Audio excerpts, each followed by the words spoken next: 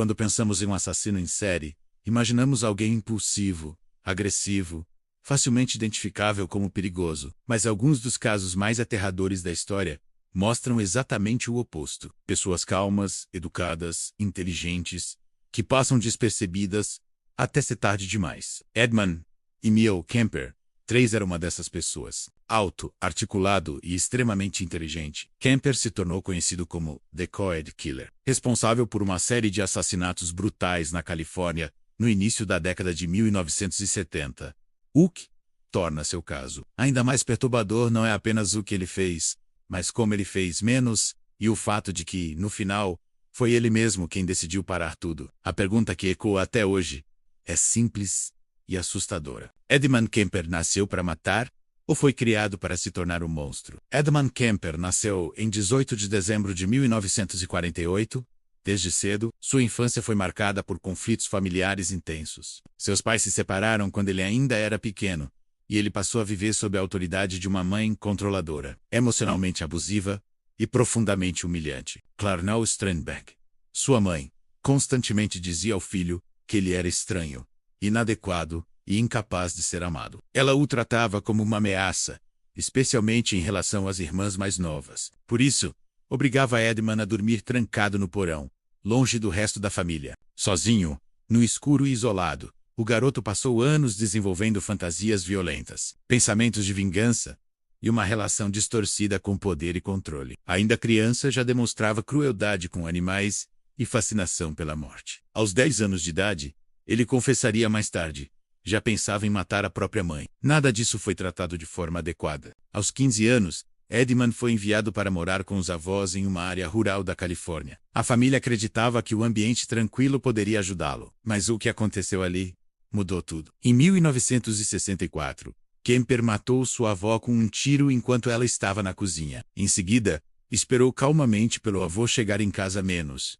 E também o assassinou. Depois disso, Edmund fez algo inesperado. Ele ligou para a mãe e confessou os crimes. Preso, passou por avaliações psiquiátricas profundas. Os médicos o diagnosticaram com esquizofrenia paranoide e o consideraram extremamente perigoso. Ele foi internado em um hospital psiquiátrico de segurança máxima. Parecia o fim da história, mas era apenas o começo. Durante sua internação, Edmund Kemper apresentou um comportamento que surpreendeu a todos. Ele era educado, calmo, colaborativo e extremamente inteligente. Lia livros de psicologia, estudava criminologia e passava horas conversando com médicos e psiquiatras. Com o tempo, começou até a auxiliar na aplicação de testes psicológicos em outros pacientes. Ele aprendia como os profissionais pensavam, o que buscavam ouvir e como avaliavam o risco de uma pessoa. Anos depois, apesar de alertas iniciais, Kemper foi considerado reabilitado. Aos 21 anos, recebeu liberdade condicional. Essa decisão custaria várias vidas. Livre novamente,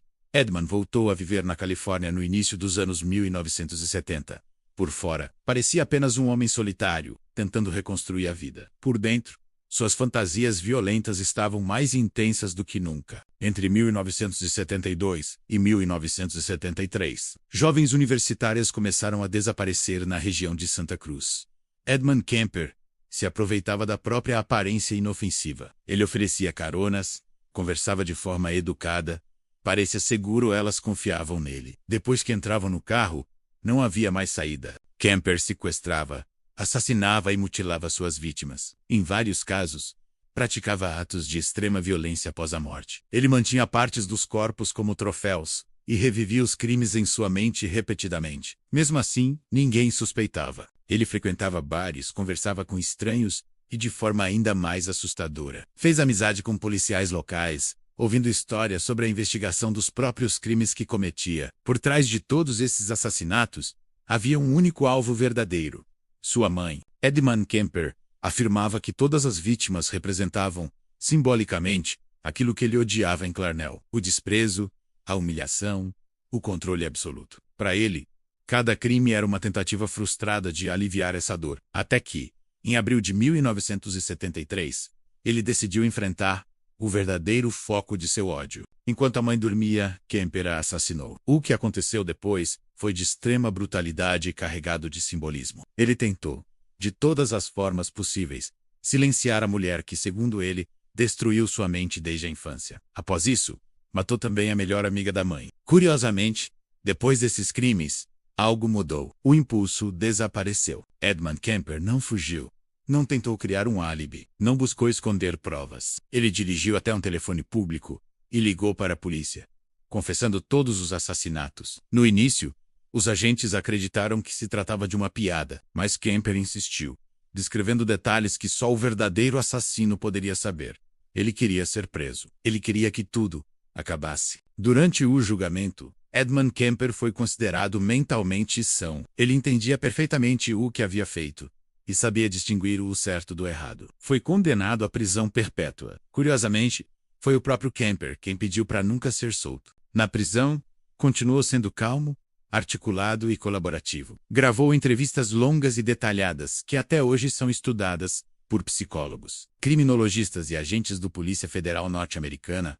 Seu caso se tornou referência para o estudo da psicopatia, do impacto do abuso infantil e das falhas do sistema de saúde mental. A pergunta final permanece: Edmund Kemper nasceu para matar? Ou foi moldado por anos de abuso emocional, rejeição e isolamento? A maioria dos especialistas acredita que seu caso é resultado de uma combinação devastadora, predisposição psicológica, trauma infantil severo e erros graves das instituições responsáveis por protegê-lo e proteger os outros dele. Os sinais estavam lá, foram ignorados, e o preço foi pago da forma mais brutal possível. Talvez o mais assustador nesse caso não seja a violência em si, mas o fato de que o mal, às vezes, fala baixo, sorri e parece completamente normal.